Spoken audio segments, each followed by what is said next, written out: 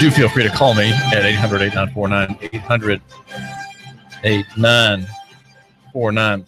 The story in Illinois is one I think we should pay attention to. It's a picture of what's going to happen in the national sector when a far bigger debtor, a party with much less character than those in Chicago, face their great reckoning. And that is that they've overborrowed, overextended, and that the system they have built is destined for collapse. The system that we have of cartelized economics, of corporate economy, of national government and big business controlling everything at the top and making sure that the people at the top, that top 0.5%, that they all prosper, that they all get their sinecures, their contracts, their guaranteed incomes, their cheap credit. They're all going to turn out very well. And that system operating as it's supposed to, right? It's not what we have in this breaking up in the economy between the very, very rich and the common people like us. The gap is growing more rapidly. Something to point out, not just because one is on the left, but even one who is in the right, such as I am, the free market, with the free market perspective, we can see this increasing problem. Illinois is a picture of the economy that is built around the profit of the people at the top, the profit of people in the government and all the government contractors who make their livings on often non-competing bases and who have their thing is set. That is an economy not of liberty, but an economy of license. The license, of course, is the permission to do something. It is the arrangement you have to sell a service or a good at an inflated price to a government organization or a quasi-governmental organization or a public-private partnership that has some pretended connection with a public good, and you are making a killing. The people who come out the best are, of course, government workers. They have retirement systems. They have gigantic pay scales. They can work a few years and be on the state retirement plan, and with cheap or subsidized insurance and cheaper subsidized everything else as well. And the official debt in Illinois to bondholders is $14.6 billion. I'm looking at the Wall Street Journal this morning with about the crisis in Illinois, asking how bad it is. How many unpaid bills are there in a state that does not have for the second year now, or in the second year, a budget? The governor is named Bruce Rauner, and his counterpart in the Democratic House is Michael Madigan. They've been arguing over term limits and spending, and the bond rating of state government debt is almost at junk status. Action is going to be taken in the next day or two to bring a realistic assessment of the prospect of repayment on that debt. The debt may have a high rate of interest. It may seem secure, but when it's rated by by Moody's and the other the debt rating services as junk, you can be sure that it is. Those organizations, as we saw prior to the meltdown in 2008, they have a built-in bias. They are biased. There are three of them. Fitch is another one. S&P is one. What they do is to rate, and they've all fallen asleep at the wheel again, just as they did prior to the meltdown, when they were rating highly and liquid debt that was unpayable and unlikely to be good for those who lent the money. Those, in other words, those who bought the bonds or who lent the money. Those are the ones who are going to be stiffed. And there is beyond the immediate paper obligation, there is an unfunded pension liability, according to the Wall Street Journal, of $250 billion. That's with $1 billion, $14.6 billion of official debt, and well beyond that. Again, this is according to police reports. I'm not sure what the comprehensive annual financial statement or report, the CAFR, CAFR, is for Illinois. It's possible that there could be a debt crisis, and yet the state's swimming in cash. It's entirely possible that is the case, and it's possible that the CAFR would reveal that, though the CAFRs, after recent modifications of that accounting system imposed by the national government on many on tens of thousands of utilities and government entities across the country, they don't tell what they really should. They don't really show you how often these organizations, which are filthy rich, have debts and tales of woe for the public and the press, and budgets that look squeezed and the like. But really, they're filthy rich. Again, it's hard to know for sure, and I've not done the reading about Illinois to be able to say. But let's just pretend for the moment that the press accounts are true, and there is no kitty on reserve. There is no self-payable debt, and that the debts really are to those outside of the state, and that they're not being paid. The story says that there's deadlock, and the effects of it is rippling across all the cities and towns, and that doctors and hospitals are feeling the worst of it because they're involved in Medicaid payments and insurance payments for state employees. They're being told, hey, we'll pay you, just not yet. Just please be patient with us. We are doing our very best to serve the public weal, right? To make good and to serve all of our hundreds of thousands of clients. The state has an incredible number of clients, including former payroll people on the payroll who are now retired and living very comfortably on rich pensions. Healthcare, the story says, is the biggest employer in Illinois. And Springfield has 2 hospital systems, Memorial Health and HSHS St. John's. They say that the government owes $200 million to them, and Memorial is putting off a $100 million capital expansion project because it can't be sure of the payments. There's a Coliseum in Springfield that's been shut down, and that of course is affecting tourism dollars in other parts of the tourism sector.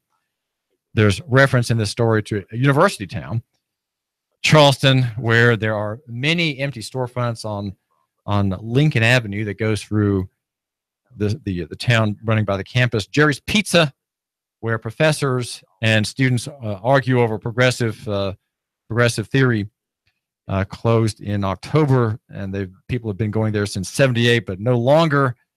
There are for rent signs everywhere. Renters are hard to come by. One place is offering a free iPad Mini if you sign a lease. Any community that had a university was kind of like Teflon, according to Cindy White at the Chamber of Commerce. She says the businesses, you had that stability in your community with stable, good-paying jobs. Well, that's just not the case anymore. There's 700 road projects that are in jeopardy in that state, worth $2.3 billion. And the Wall Street Journal says that 20,000 people are employed among those road projects. A very large number of people. Illinois is shrinking, and where do people in Illinois go? They go to places such as Chattanooga. They come to places here. There's in Tennessee much, though there are, I would say there are clear things that are evil out of the executive branch, headed today by Governor Bill Haslam. In Tennessee, there are still very many strong things that draw people from places, states such as Illinois. 37,500 people left that state in 2016, according to census data. Illinois was one of 8 states in the country to lose residents. Again, that happens because of instability. That happens because of uncertainty in payment and uncertainty in taxation. Why would you want to stay in Illinois, especially around Chicago, which is inherently corrupt, if you don't know what your taxes are going to be, and where you have people in the streets of Illinois who are liable to kill you? We've been seeing. There's a story in today's Times Free Press about the Laquan McDonald story. Jason Van Dyke, an officer, and 2 others are being criminally charged, and that is because they lied. They lied in the face of a video that showed cops putting 16 bullets into this innocent man.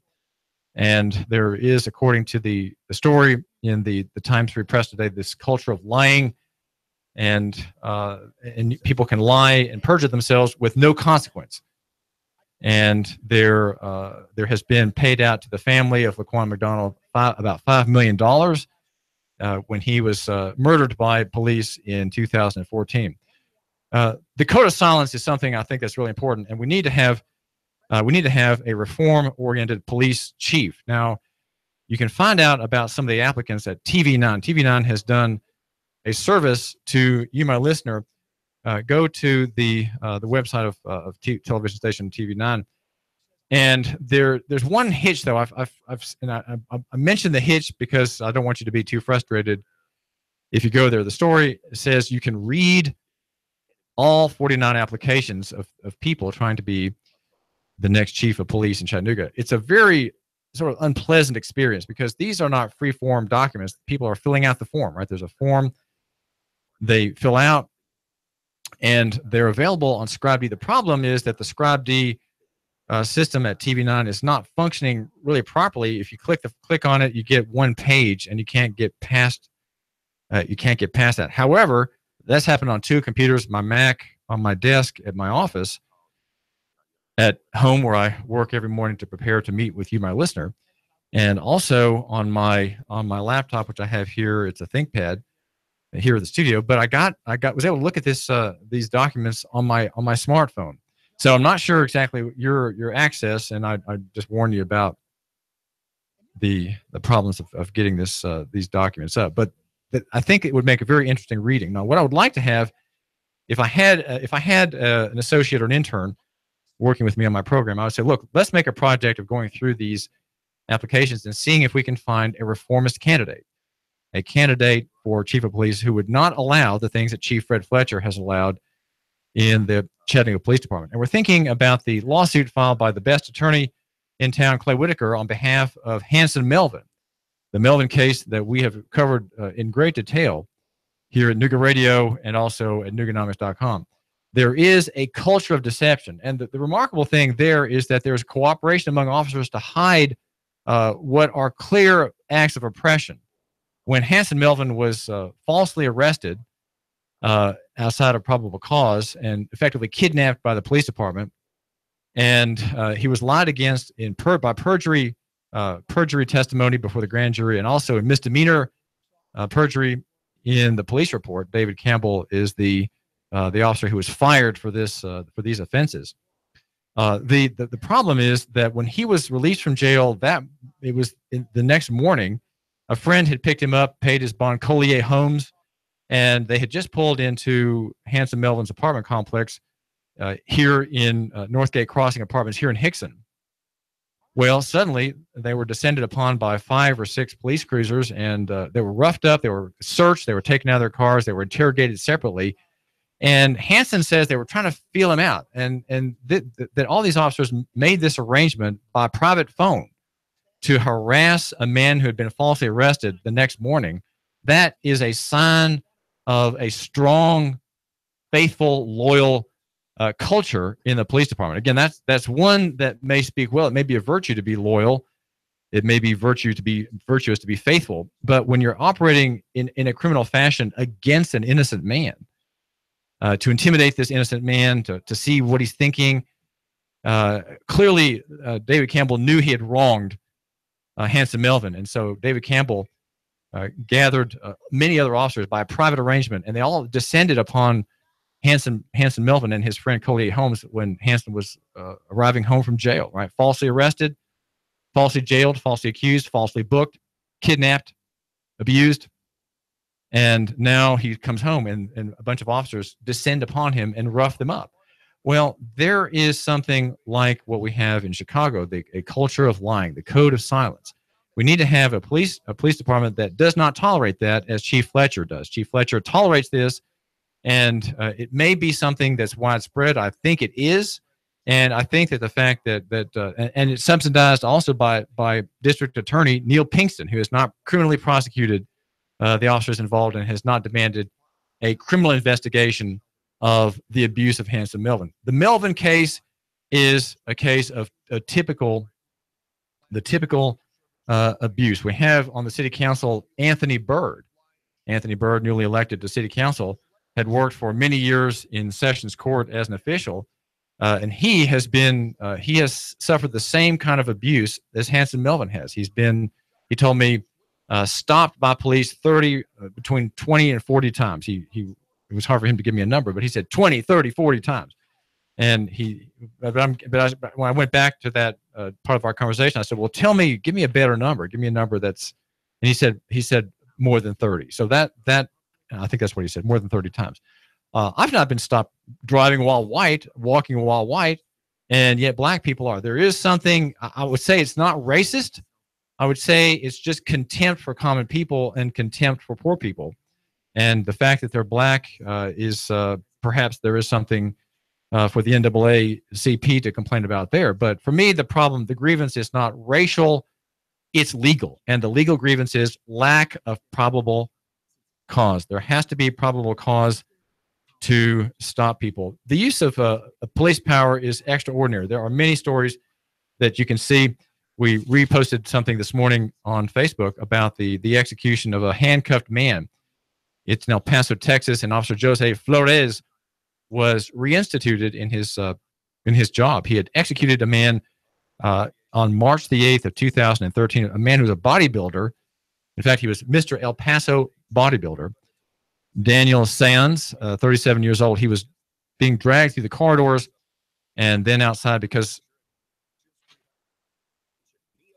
the guards would not admit him. Once outside, the shirtless man struggles with Flores and another civilian guard who loses control of him. Flores then reaches for his taser, according to the Free Thought Project's account of this slaying, but quickly decided to go for his gun instead. He then claims that the security guard bumped his finger, causing him to kill Sands. We have a lack of respect for human life. There needs to be, in the reform of policing, new training, emphasizing less the killing of people and aiming in body mass and fast draws and the like, less shoot to kill kind of training, and more training in the way of treating with people, figuring out to make them, if they're armed, to make them disarm themselves, to put down their knives, to put down their scissors, to put down their knitting needles or their weapons, and not cause a threat. We have too much policing, and I think the fact that we have too much policing is part of why our local economy is suffering. We have less liberty, more intimidation. Intimidation is part of the police process. Police exist to intimidate civilian populations. There's a great little story by a writer, Brittany Hunter, and she asks at the Foundation for Economic Education, without the state, who will handcuff teens for selling water bottles? And she's telling about teenage young black men in the National Monument area in Washington. They were handcuffed, sitting detained on a sidewalk, but they were doing nothing really wrong. They were selling bottled water without asking the government for permission. And she says, if this seems like an overreaction on the part of law enforcement, that is because it absolutely is. However, this over-enforcement has become all too common when it comes to youthful attempts at entrepreneurship. And again, you have the hot summer months, you have children getting out and trying a little capitalism, but they're shut down. Their lemonade stands are thrown down. The parents sternly warned that you can't sell lemonade, you can't sell slices of watermelon without a permit. And this is, of course, an offense against young people who are told that effectively you can't serve other people unless you ask the police permission. The police have no business enforcing things like that. In the District of Columbia, 26% of black residents are below the national poverty line. In blacks in Baltimore, Maryland, nearby 27.6% are considered below the poverty line. And yet, rather than encouraging people in these communities to become self-sufficient, to have a more vibrant local economy, the state penalizes those who have the most to gain from entrepreneurial endeavors, whether it's water bottles or lemonade. We have the compulsory state asserting its righteousness and its virtue, but really there's nothing there. There is no virtue. There is no righteousness at all. Righteousness, I would say, is in Jesus Christ alone and in God. And God, in his mercy upon mankind, wants there to be a flourishing local economy where people think about other people, think about what their needs are, and say, hey, I've got something for you. You're here looking at the Washington phallic symbol. Well, I've got a nice bottle of water for you. Out of my cooler. Hey, it's just $1. And of course, it cost the young man 20 cents because he bought the case. and he's making 80 cents on that bottle, and providing relief for those who now are going to turn toward the Lincoln Memorial and go and bow before the fasces there in his seat as he stands looking serenely over his conquered country. His hands on the fasces at the end, each one there at the pillar. David Tulis here, Local Economy and Free Market. We're brought to you by Nooganomics.com, AM 1240 and FM 92.7, live on Facebook, live on YouTube. On your smartphone, get the TuneIn Radio app and hear me or hear Sean Hannity, who's at 3 today, anywhere you might be. You can be far past our signal and still hear Sean Hannity or David Tulis. That's me, David Tulis. Nooga Radio, AM 1240, 92.7 FM.